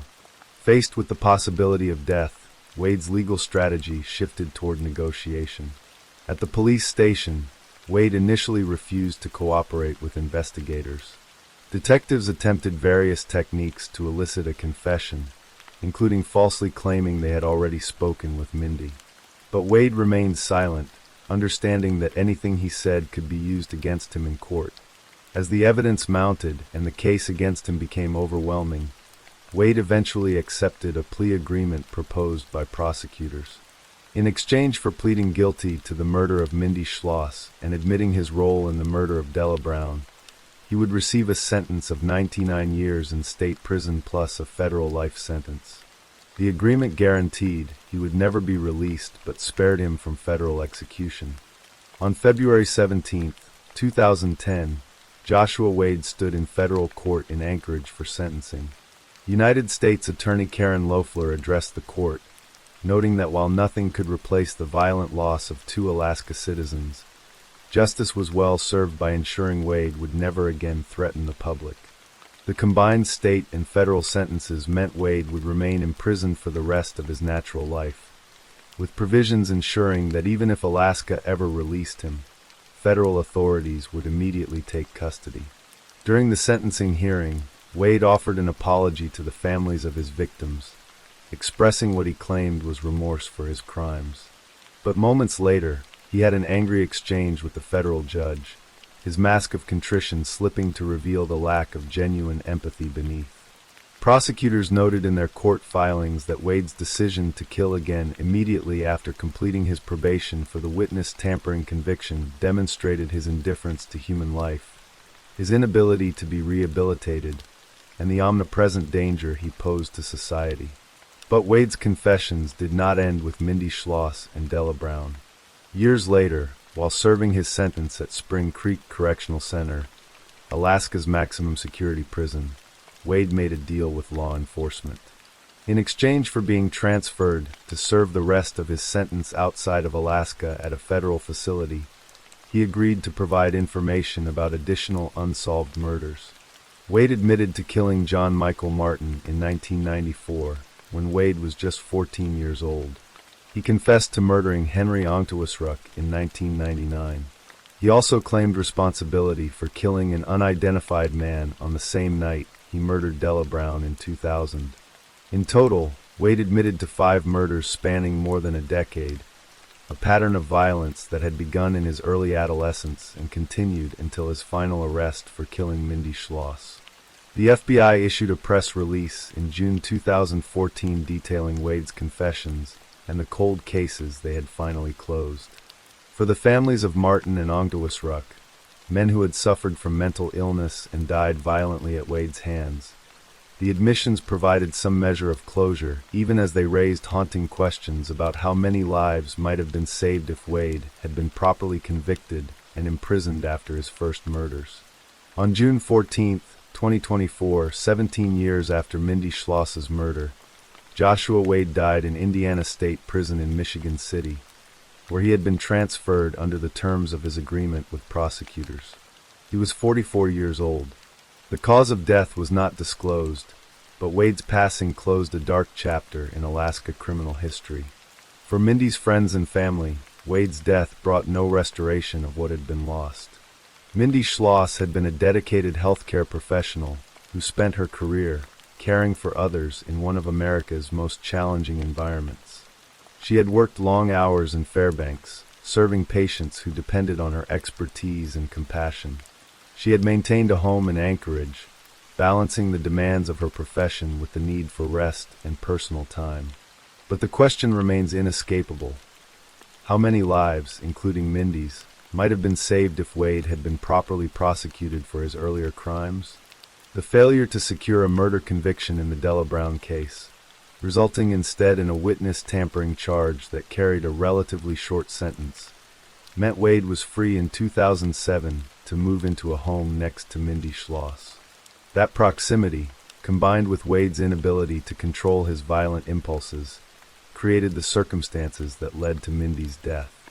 Mindy Schloss deserved to continue her work as a nurse practitioner, to serve the communities that depended on her skills and dedication. She deserved to grow old surrounded by friends who valued her reliability and professionalism. She deserved to live out her years in the Anchorage home she had made her sanctuary, secure in the knowledge that her neighbors posed no threat. Instead, she became the victim of a serial killer whose violence had been evident for more than a decade, whose pattern of targeting vulnerable individuals should have resulted in permanent incarceration long before he ever moved next door to a 52-year-old nurse. Her murder stands as both a testament to the dangers that can lurk behind ordinary facades and a reminder of the consequences when the justice system fails to adequately address violent criminals. The story of Mindy Schloss is ultimately one of a life dedicated to service, cut short by senseless violence. It is a story of investigation and justice eventually served, but also of justice delayed and opportunities missed. It is a story that resonates across Alaska and beyond, a cautionary tale about the importance of taking violence seriously the first time it occurs, before more innocent lives are lost to predators who should never have been free to kill again. Story 6. The morning of June 13th, 1996, began like any other Thursday in Idaho Falls, a quiet Mormon community nestled in the southeastern corner of Idaho, where neighbors knew each other by name and doors were rarely locked. It was the kind of place where crime felt like something that happened elsewhere, in bigger cities with harder edges. But by noon that day, everything would change, and the brutal murder of an 18-year-old girl would set in motion a chain of events spanning more than 2 decades. A story of justice denied, truth obscured, and a mother's relentless pursuit of answers. Angie Dodge was just beginning to discover who she was. At 18, she had recently moved into her own apartment, a small place that represented her first real taste of independence. She worked at a local beauty supply store, and those who knew her described her as a young woman on the cusp of adulthood, eager to make her own mistakes and find her own path. Just 3 weeks before her death, she had signed the lease on that apartment, excited about the freedom it represented. The night before she died, Angie visited her mother, Carol Dodge. It was an ordinary evening, the kind that would later become precious in its simplicity. Angie rested her head on her mother's shoulder, and they rocked back and forth gently. "It's so hard growing up," Angie said, her voice carrying both frustration and hope. Carol told her daughter she loved her, words that would echo in her mind for years to come. Those were the last words Carol would ever say to her daughter. When Angie failed to show up for work the next morning, concern rippled through the small community. Around 11 o'clock, a friend from the beauty supply store decided to check on her. The door to Angie's apartment was unlocked, which wasn't unusual in Idaho Falls, but what waited inside was beyond comprehension. The friend found Angie's body on the floor, surrounded by a scene of violence that would haunt everyone who saw it. Angie had been attacked with savage brutality. She had been stabbed and cut 14 times, the wounds scattered across her body.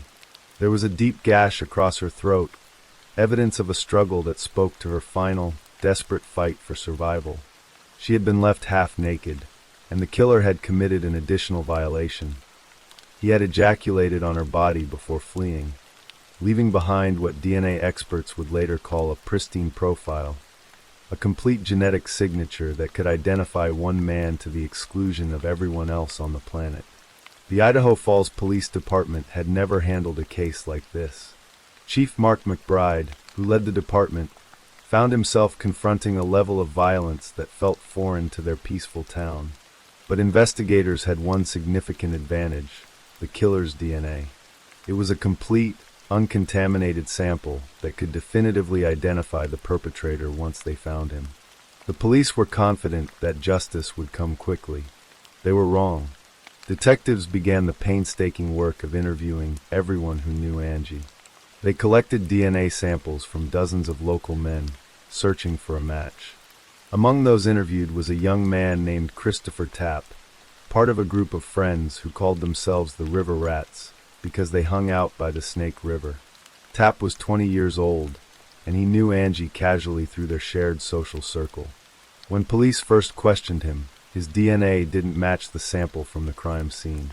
He denied any involvement in the murder, and that should have been the end of his connection to the case. But investigators were under enormous pressure to solve the murder. Months passed without a break in the case, and the community's fear was palpable.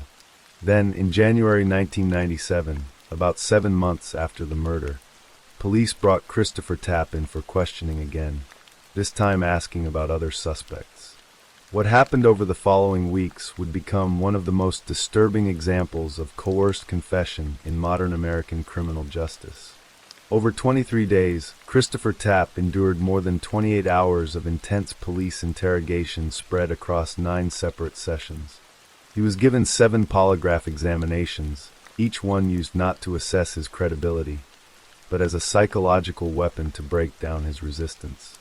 Detectives told Tapp they had irrefutable evidence that he was involved in Angie's murder. They offered him immunity, no jail time at all, if he would just tell them the truth, as long as he hadn't been the one to actually kill her.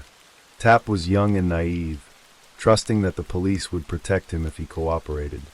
He didn't know that investigators could lie to him during interrogations, that they could fabricate evidence and manipulate his fear to extract whatever statement they wanted. The detectives told Tapp that he was facing the death penalty, that he could be executed by gas chamber unless he admitted what they already knew had happened. They threatened him with being charged as an accessory to murder, which carried the same penalty as if he had committed the crime himself. During the polygraph examinations, recordings that would not be carefully reviewed until nearly 2 decades later, detectives crossed every ethical line. They told Tapp that the polygraph machine could read his subconscious mind, that even if he didn't consciously remember being at the crime scene, the machine knew he was there. They convinced him that his own mind was betraying him, that he must have suppressed the memories of what he had done. Under this relentless psychological assault, Christopher Tapp began to break. He started telling police what he thought they wanted to hear, weaving together a story from the fragments they fed him during questioning. He said he was there when the murder happened. He named friends as accomplices, first a man named Ben, then others named Jeremy Sargis and someone called Mike. But when DNA tests came back negative for each man he named, investigators simply pressured Tapp to change his story again.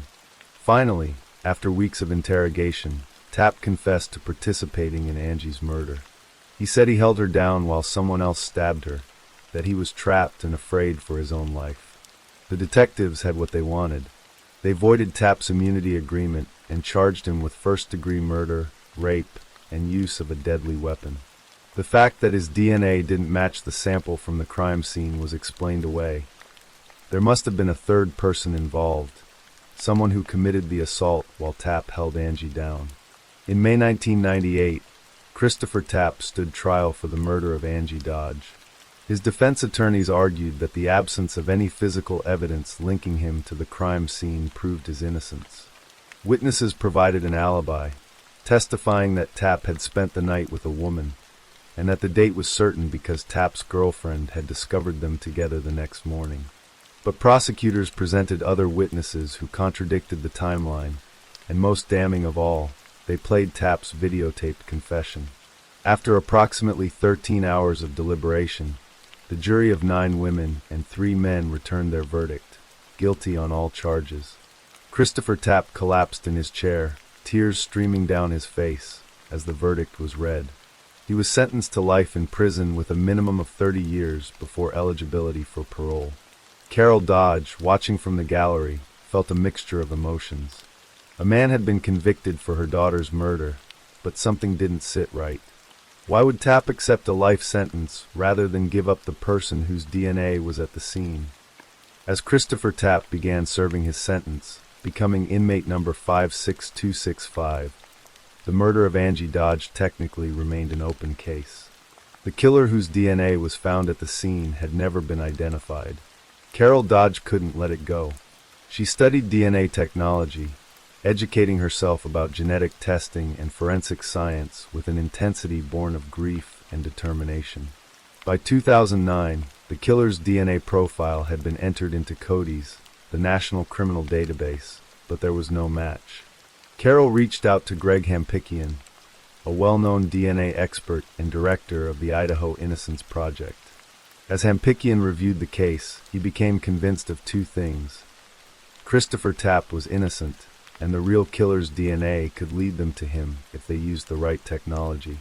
Hampikian suggested using familial DNA testing, a controversial technique that searches databases not for exact matches, but for relatives who share significant genetic markers with the suspect. Idaho's criminal database didn't permit familial searches, so Hampikian made an even more radical suggestion. Search public genealogy databases where millions of Americans had voluntarily uploaded their DNA seeking information about their family histories. In 2014, Detective Patrick McKenna searched a public database and found a hit. 34 out of 35 genetic markers matched a man named Michael Usry Sr., who had submitted his DNA as part of a genealogy project at his church. Investigators knew it wasn't Usry Sr. himself, so they turned their attention to his family, specifically to his son, Michael Usry Jr. The younger Usry was a filmmaker living in New Orleans, and when detectives researched his work, they found something unsettling. He had made a short film that featured a convict describing how he stabbed a woman to death. Furthermore, Usry had once driven through Idaho Falls as a teenager, and he had friends in the area.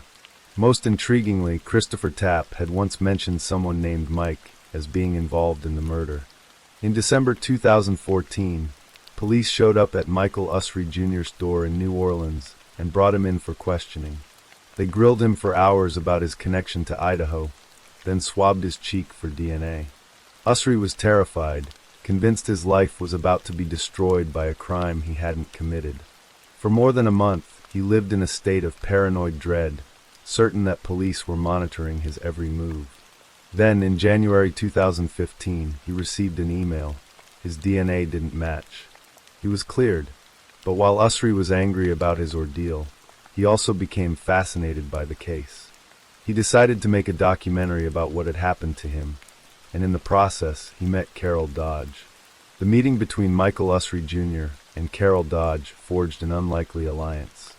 Carol believed the killer might still be somewhere in Usry's family tree, a distant relative or perhaps an illegitimate child that genealogical records didn't account for.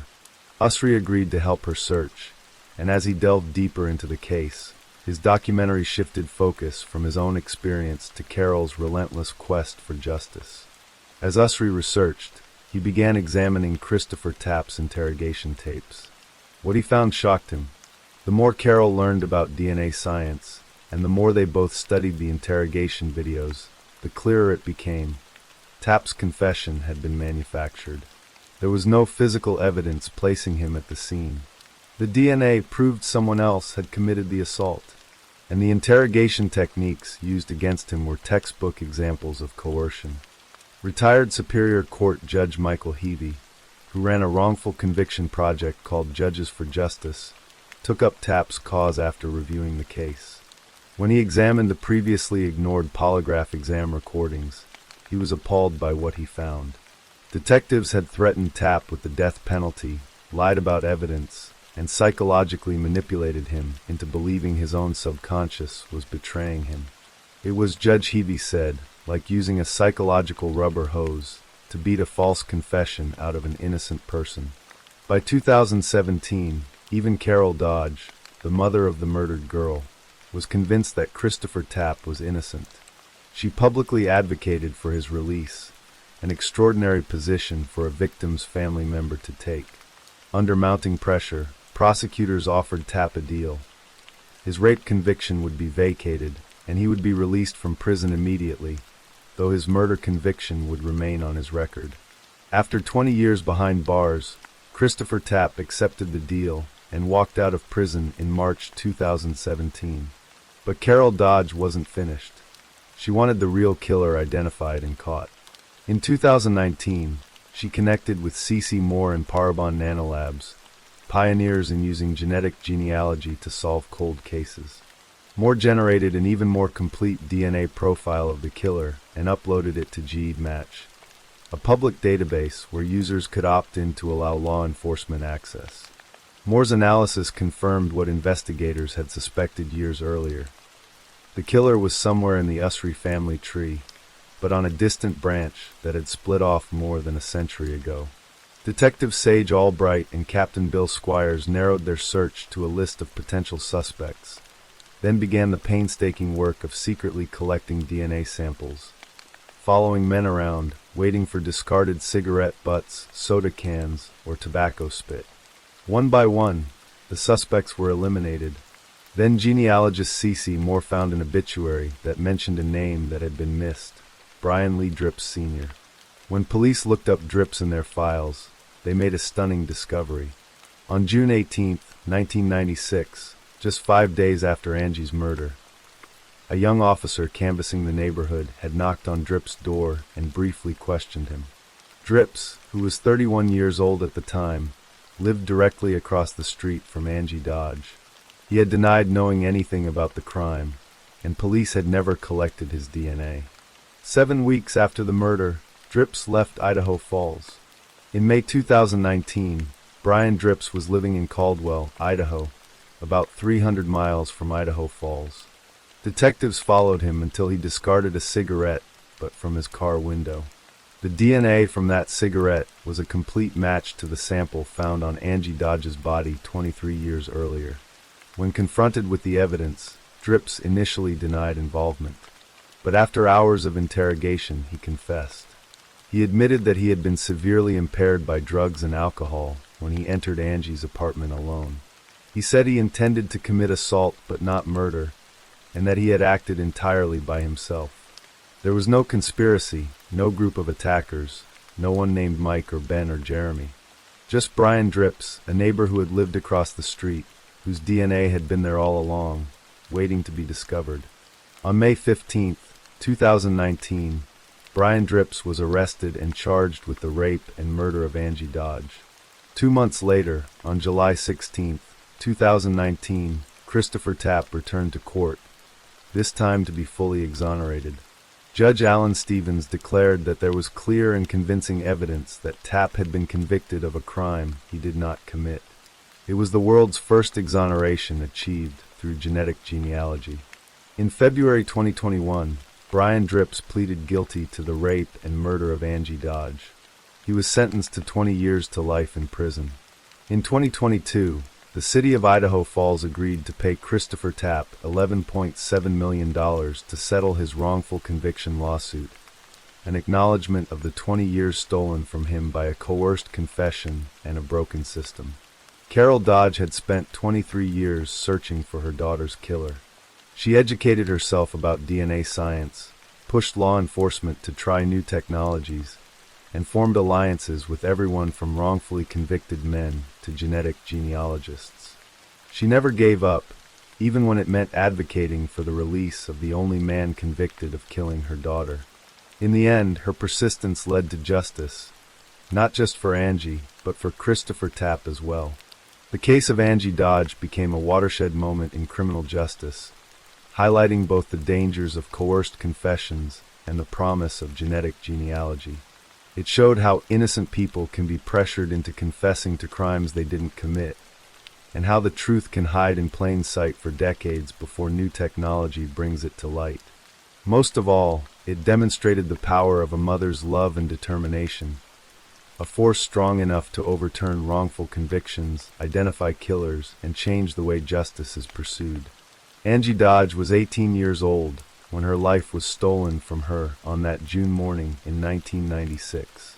She never got to finish discovering who she was, never got to make those mistakes and find her path. But her mother made sure that her death meant something, that it exposed injustice, advanced forensic science, and ultimately brought the truth to light after more than 2 decades of searching. Story 7. In the suburbs of Victoria, British Columbia, where the Pacific Ocean meets lush, evergreen forests and mountains rise in the distance, the late 1990s were a time when teenagers gathered in small groups, seeking belonging and identity in a world that often felt confusing and hostile. The Saanich area, with its mix of middle-class neighborhoods and working-class communities, was home to young people navigating the turbulent waters of adolescence, some with more support than others, many searching for acceptance wherever they could find it.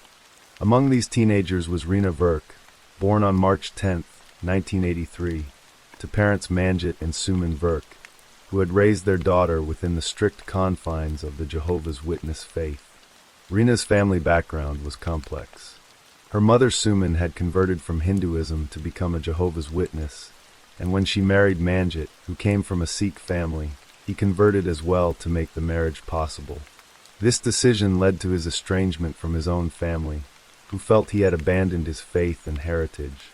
Rena grew up caught between worlds: her Indian heritage, her parents' strict religious practices, and her desire to fit in with her predominantly white peers at school. Rena was 14 years old in the fall of 1997, and she was struggling. She felt like an outsider, a feeling compounded by relentless bullying at school. Her classmates mocked her appearance, her weight, her ethnicity, and her family's religious beliefs. The Jehovah's Witness lifestyle set her apart. She couldn't celebrate holidays or participate in many activities other teenagers took for granted. At school, she was targeted with cruel taunts and physical intimidation. Desperate for friendship and acceptance, Rena sometimes rebelled against her parents' strict rules, staying out late, trying to befriend the very teenagers who tormented her, hoping that somehow she could transform their cruelty into acceptance. One of the teenagers in Rena's orbit was Kelly Marie Ellard, who was 15 years old in November 1997. Kelly came from a different world than Rena. She was part of a social group that seemed confident, tough, and unafraid. Kelly's best friend was a girl named Josephine Bell, also known as Jo, and together they moved through their teenage world with an edge of aggression and bravado. Kelly had developed a reputation as someone not to cross, someone who could turn violent when angered or when seeking to prove her toughness to peers. Also in this circle was Warren Glowatsky, a 16-year-old boy living alone in a trailer after his father had moved to California. Warren was searching for power and attention, trying to craft an identity as someone tough and dangerous. He would later describe his mindset at the time as wanting to be a gangster, craving the respect and fear that came with that image. He was drawn to Kelly and her social circle, where displays of aggression and cruelty were sometimes worn as badges of honor. On the evening of November 14, 1997, a large group of teenagers gathered at the field behind Shoreline Community Middle School in View Royal, near Victoria. It was a Friday night, and the gathering was one of those informal teenage events where word spreads through social circles, and people show up hoping to be part of something, to be seen and accepted. Rena Verk had been invited, or perhaps she had simply heard about it and decided to go, hoping once again that this might be her chance to find the friendship she so desperately craved. When police arrived to disperse the large crowd at the school field around 11 o'clock that night, many of the teenagers scattered. A smaller group made their way to a more secluded location, the area beneath the Craigflower Bridge, which spanned the Gorge Waterway in Saanich. The bridge was a concrete structure that connected View Royal and Saanich, and beneath it was a gravel path and embankment that led down to the water. It was dark and isolated, the kind of place where teenagers could gather without adult supervision. Rena followed the group to the bridge, perhaps still hoping to be included, perhaps not realizing the danger she was in.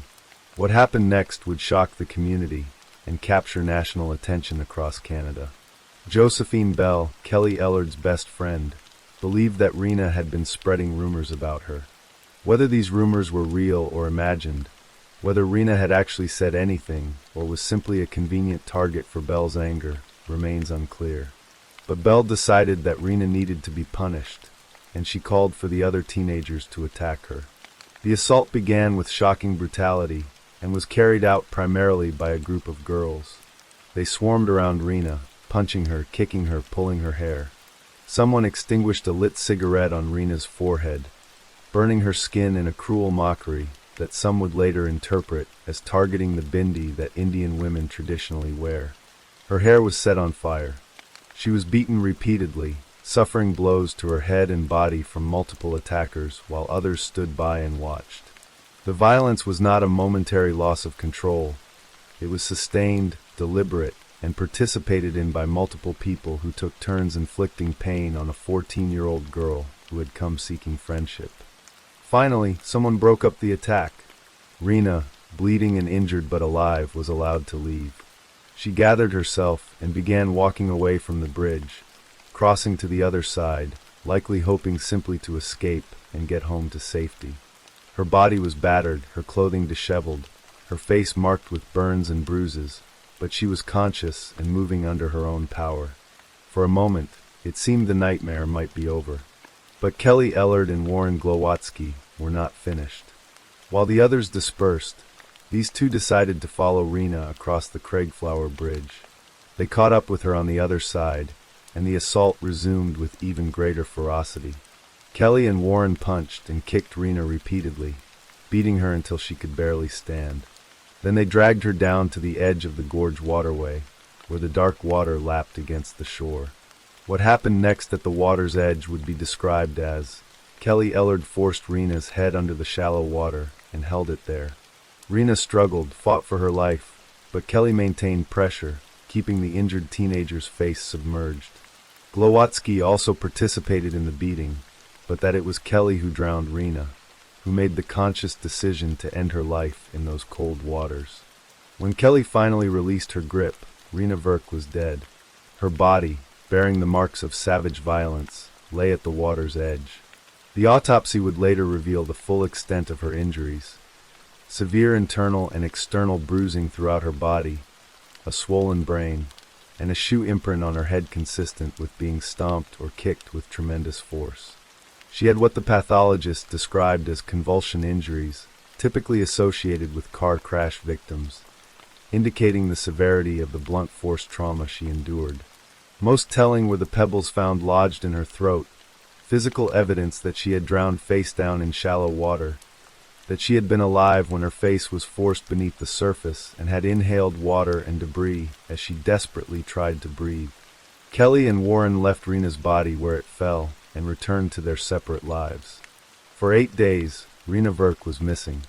Her parents reported her disappearance, and a search began. On November 22, 1997, police divers found her body in a shallow tidal pool in the Portage Inlet, approximately 1 kilometer from where she had been murdered. The discovery sent shockwaves through the community. This was not a random attack by a stranger, not a tragic accident. This was a deliberate murder carried out by teenagers, many of them girls, who had swarmed and beaten one of their own peers to death. The investigation moved quickly. Teenagers who had been present at the initial assault began talking, some consumed by guilt, others simply unable to keep the secret. 8 teenagers were arrested in connection with the attack. 6 girls who had participated in the initial beating under the bridge were charged with assault causing bodily harm. They became known as the Shoreline Six, named after the school near where the violence began. These girls were tried in juvenile court, and their sentences ranged from 60 days of conditional release to 1 year in detention. But Kelly Ellard and Warren Glowatsky faced far more serious charges: second-degree murder. The Crown's case was built on the evidence that these two had followed Rena after the initial assault and had beaten and drowned her, taking actions that went beyond the assault and into the realm of intentional killing. Warren Glowatsky's trial came first. He was 16 years old when charged, tried as a youth under Canada's youth justice system. In 1999, despite his testimony that he had only kicked Rena and that Kelly was responsible for the drowning, Glowatsky was convicted of second-degree murder.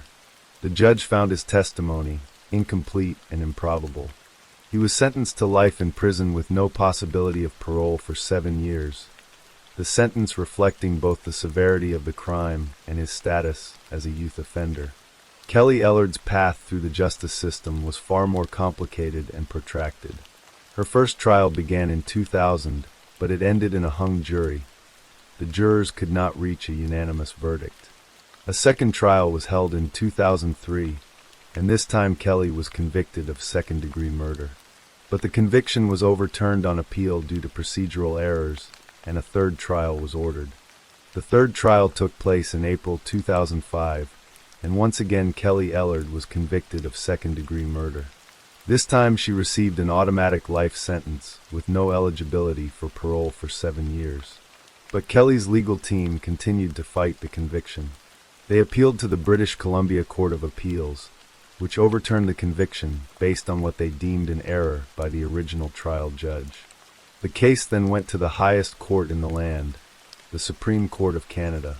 On June 12, 2009, more than 11 years after Rena's murder, the Supreme Court of Canada issued its ruling in an 8-1 decision. The court found that Kelly Ellard's third trial had been fairly executed, that the error identified by the BC Court of Appeals was harmless, and that her conviction for second-degree murder would stand. Kelly Ellard would serve a life sentence. Throughout all of these trials and appeals, Kelly maintained her innocence. She denied killing Rena Verk, denied being responsible for her drowning, despite the testimony of Warren Glowatsky and the physical evidence linking her to the crime scene. The Crown's case relied heavily on Glowatsky's account as the only eyewitness to Rena's final moments, and Kelly's defense team argued that Glowatsky was an unreliable witness with his own motivations to shift blame. But in 2016, nearly 2 decades after Rena's death, Kelly Ellard finally accepted responsibility for the murder. It was a significant moment, one that brought some measure of acknowledgement to Rena's family, though it could never bring back their daughter. By this time, Kelly had married while in prison and taken her husband's last name, becoming Carrie Sim. She had also given birth to children, becoming a mother while serving her life sentence. In 2018, Carrie Sim was granted day parole. Under the conditions of day parole, she was allowed to leave a community-based residential facility in the lower mainland of British Columbia to work or volunteer, but she was required to return to the facility each night. The Parole Board of Canada determined that with supervision and restrictions, she could begin the process of reintegration into society. But the path to rehabilitation proved difficult. In 2021, Sim was arrested due to what parole documents described as a deterioration in behavior. She had been involved in domestic violence incidents and had tested positive for codeine. Her parole was revoked, and she was returned to custody. Eventually, she was granted day parole again, but by 2024, parole documents painted a picture of a woman struggling significantly with the challenges of life on a limited budget, single parenting, the high cost of living, and the ongoing consequences of her actions. In July 2024, the Parole Board of Canada revoked Sim's day parole once again, citing undue risk to society. The decision came after multiple positive drug tests. Then, in January 2025, Carrie Sim was arrested midday in South Surrey on an outstanding Canada-wide warrant for breach of parole conditions. Surrey Police Service confirmed the arrest, though the specific details of what conditions she had violated were not publicly disclosed. Correctional Service Canada issued a statement acknowledging that measures had been taken regarding the offender, but provided no further specifics. The arrest brought the case back into public consciousness nearly 3 decades after Rena Verk's murder. For Rena's family and for the community that had been traumatized by her death, each development in Kelly Ellard's journey through the justice and parole system reopened old wounds. Warren Glowatsky's trajectory was markedly different from Kelly Ellard's. He expressed remorse relatively early in his incarceration, participating in counseling and restorative justice programs. At a parole hearing in 2007, he spoke about his mindset at the time of the murder. "My thoughts back then were about being powerful. I call it bravado, or trying to be a gangster. I was screaming out for attention in all the wrong places, and I got it." In 2010, he was granted full parole. The parole board heard his detailed account of his involvement in the murder, his efforts to change through therapy and restorative justice, and his plans for the future. One board member noted that Glowatsky seemed to carry more of a life sentence inside me than I ever will outside. The murder of Rena Verk became one of the most significant and discussed cases in Canadian criminal justice history, not only because of the brutality of the crime, but because of what it revealed about bullying, youth violence, and the capacity for cruelty among teenagers. The case was covered extensively in Canadian media, analyzed in academic studies, and eventually became the basis for books and a television series. Author Rebecca Godfrey wrote Under the Bridge, the true story of a murder in paradise, which was later adapted into a Hulu miniseries in 2024, bringing the case to an international audience. The case raised uncomfortable questions that Canadian society continues to grapple with. How does a 14-year-old girl become so desperate for acceptance that she walks into a situation where she will be tortured and killed? How do multiple teenagers participate in or witness brutal violence and not intervene to stop it? What combination of factors, bullying, racism, family dysfunction, peer pressure, adolescent brain development, creates the conditions where such an attack can occur? And perhaps most troubling, what do we do with young offenders who commit murder? Can they be rehabilitated? Should they be given second chances when their victim will never have one? For Kelly Ellard, now Carrie Sim, these questions remain unresolved. At 43 years old in 2025, she has spent more than half her life connected to the justice system, either incarcerated or on parole. She has struggled repeatedly with meeting the conditions of her release, suggesting that the trauma, guilt, and challenges of reintegrating into society after such a crime may be insurmountable. Her children are growing up knowing their mother is a convicted murderer, living with the shadow of a crime committed when she was only 15 years old. For Rena Verk's family, the pain never truly ends. Every parole hearing, every news story about Kelly Ellard's arrests and releases, every adaptation of their daughter's story for public consumption brings the trauma back to the surface. Rena was just 14 years old when she died. She never graduated high school, never went to college, never fell in love as an adult, never had the chance to build a life beyond the bullying and loneliness that defined her adolescence. She is forever frozen at 14, remembered not for who she might have become, but for the horrific way her life ended. The case stands as a stark reminder of the consequences of bullying, the dangers of group violence, and the need for adults to intervene when young people are in crisis. It reminds us that teenagers are capable of shocking cruelty, but also that they are still developing, still forming their identities, still capable of change. The contrast between Warren Glowatsky's apparent successful rehabilitation and Kelly Ellard's ongoing struggles suggests that the path from violent youth offender to productive adult is not guaranteed, that remorse and accountability are essential, but not always sufficient.